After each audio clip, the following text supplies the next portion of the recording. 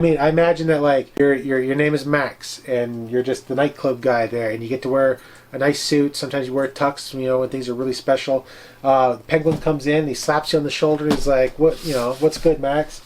And you're like, hey, boss, everything's looking good. We got, whatever going on. And Penguin's like, all right, good job, son. And he takes you under his, pardon the pun, he takes you under his wing. Next thing you know, you're not just Max, the nightclub guy. You're Max, you're the A1 guy to the Penguin. And then you're like getting to meet like famous people and stuff. And then you get to meet Catwoman, and while they're like fencing their goods and stuff, you get to hold the cat. So, that's fun. And now you're in her good graces, and she's sending you Christmas cards or Hanukkah cards or I don't know what she celebrates. I'm not assuming anything. I don't know. It's not good to assume. No. But anyway, now you know her, and then Max, he gets to go with Penguin on these really big deals and stuff, and Max is like learning the business. He's like learning not just how to be a nightclub manager, but how to be a better man. Because the Penguin is like really good to his people. Like, Penguin wants to run a legitimate business. It's not his fault that he looks different, and then Batman picks on him and stuff. I know Batman's a bully. It's not Oswald's fault. We don't call him the Penguin because he's good to me. And well, now I'm Max, I guess.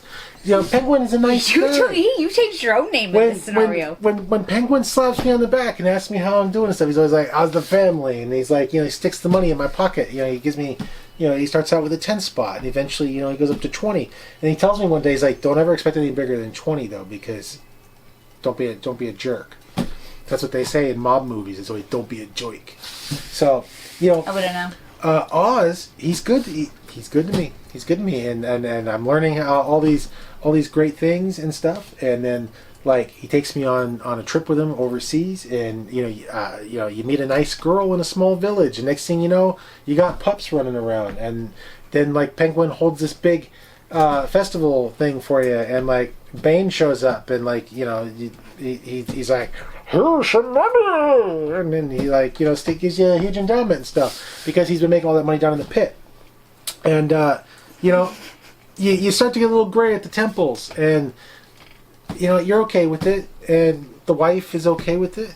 It's that's life. It's people age, and you put one foot in front of the other, and you do the best you can in Gotham, and you work that job, and you got this great job, and you've been there a really long time, and the gray is spreading, and you're getting older, but your back aches sometimes. Your back really aches. It's on your feet all day long at the club. And so, but you're doing good work at the club. You're doing good work at the club, and then one night, Oz and Harvey Dent they have a disagreement, and Harvey busts in with all of his guys, and there's a shootout, and you grab your best gun, and you want to do good for the boss, but you also you got the little lady at home with the kids.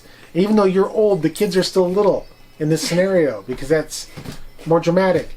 And then you just keep having them, so you have big ones and little ones. And so you open fire, and you're doing a good job. You put, all these great memories with Oz are flashing through your mind and stuff, and then suddenly you take a couple in the chest and you hit the floor. He's not wearing armor. And well, no, I'm a nightclub manager, and a